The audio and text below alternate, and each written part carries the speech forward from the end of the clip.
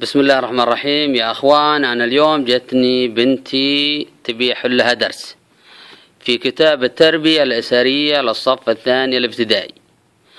تفاجأت الدرس وشو؟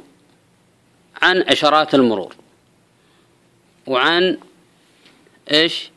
طبعا لأنها ما عرفت كتبت لها كملي هنا. تخيلي إنك رجل مرور ما نصيحة توجهنا، يعني واحدة عمرها 7 سنوات، إيش تبي تقول نصيحة للسائقين؟ ولا هالإشارات بعارين وعدم وقوف ودوار، إيش يخص الطالبة في الموضوع زي هذا؟ والله يعني صراحة وزارة التعليم شيء عجيب. لا، ومعد الكتاب مين؟ نخبة من المختصين. الحين إذا نخبة من المختصين، إيش دخل طالبة عمرها 7 سنوات في موضوع زي هذا؟ يعني شيء عجيب. ولا الأبلة قايلة لها الأبلة روحي خلي أبوك يحل.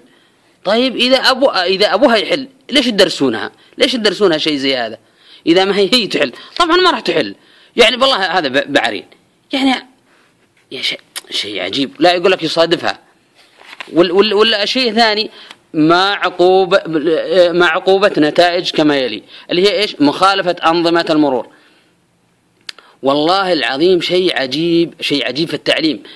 إحنا كما أيامنا بصف ثاني كوكو كوكو وصاح الديك، من صاح الديك لمخالفة أنظمة المرور. عسكري بتعطونها رخصة، أنتم بتعطونها رخصة بدرسونها شيء هذا ليش؟ يعني والله العظيم شيء عجب. أنا لما أخذت الرخصة ما درست زي كذا، بدرسونها حاجات زي هذه؟ ولا عدم ربط حزام الأمان. إيش تبي تكتب الطالبة هنا؟ يعني 150 ريال مخالفة، عدم تقييد بإشارة المرور. إيش يعني؟ إيش تبغى تكتب؟ إيش هو الحل؟ إيش؟ أنا ماني عارف الحل. هي كيف بدها تعرف الحل؟ تكتب إيش؟ 500 ريال ولا ساهر بيصورك؟ شيء عجيب عجيب مستحيل. لا، كمان في شيء ثاني بفرجيكم عليه، اللي هو شوف بالله عليك، أمامك دوار. إيش تخص الطالبة أمامك دوار؟ انعطف يمين، إشارة مرور. شيء عجيب. بالله ما تستحون، بالله هذا كتاب، هذا علموها شيء ينفعها.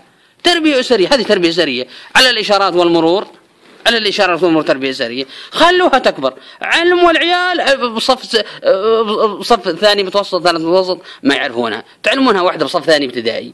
شيء عجيب والله.